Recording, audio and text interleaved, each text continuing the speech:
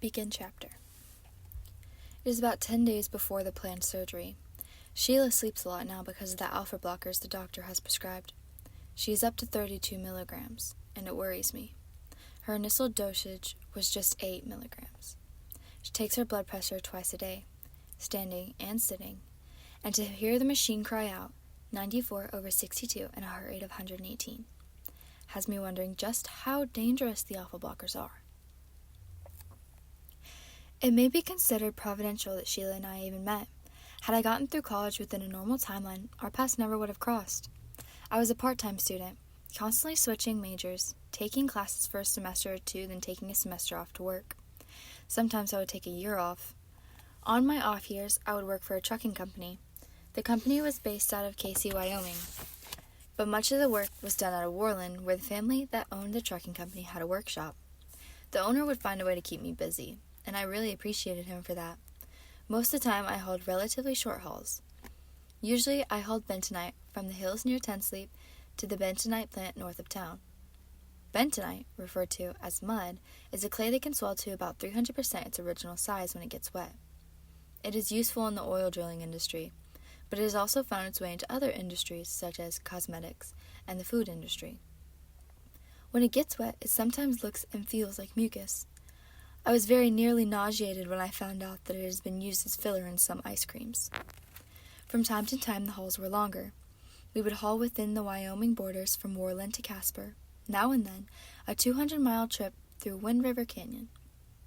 Oftentimes, we would haul bentonite on the east side of the Bighorn Mountains, staying in a motel in Casey, and taking bentonite loads from areas like the Hole in the Wall to Casper.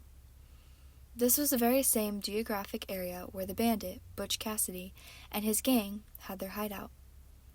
It was surreal traveling through the narrow passes with the truck, knowing that the infamous outlaws frequented these badlands. When times were tough, the owners always tried to keep us busy. We didn't always haul bentonite either. On one of my semesters off from college, I recall hauling coal from the coal strip, Montana, to Billings, Montana. It was the autumn of 1980.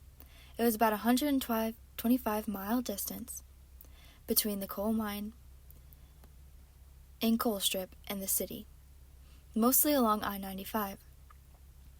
I would make 2 round trips in a day's time, and then retire to the motel room in Billings until the next shift. Coal, believe it or not, is light compared to many other minerals and rocks. We built taller sides in the trailers and probably never got near the load limit that truckers try to approach when hauling a load. The entire tractor, trailer, and pup could weigh up to 101,200 pounds. When fully loaded, we were lucky to get to 96,000 pounds. When a truck driver gets paid by the weight, the driver makes an all-out attempt to approach the load limit. It was easy work, and it was a bit boring, but it allowed an individual time to think, to plan, to reflect, and to pray. I am sure that some would be amazed at how many troubles could be solved while driving the roads and freeways day in and day out. Billings is a nice little city. I had a friend there from my high school days, and we would sometimes catch dinner at one of the many local restaurants to recall the old stories. Julie and I were best of friends in high school. I was supposed to be her bridesmaid when she got married, and she was supposed to be my best man. Somehow that didn't work out. Julie got through college post-haste, and I think she was working on her master's degree at the time. Thankfully for me, even though she already had a professional degree, she still put up with her blue-collar friend that seemed to be going nowhere with his life. A city never seems cold and uninviting as long as friends and loved ones are also there. This may well be why this country boy loved places like Billings and Denver so much. There was always a friend around the corner. I rather enjoyed driving truck, but it was only a means to get back to college. I would work and save, head back to college, take classes, and realize that it didn't take long to blow through a semester of money. After the college money had run out, I was back to driving a truck. It was sort of cyclical. College, truck driving, and college. Although I enjoyed the work, I had slipped on some black ice and shattered 2 discs in my back. After back surgery and a rather long recovery, I knew it was not feasible for me to make a career out of truck driving. My mind was made up. I had to double down on my efforts and strive for that elusive degree. I returned to college every chance I had.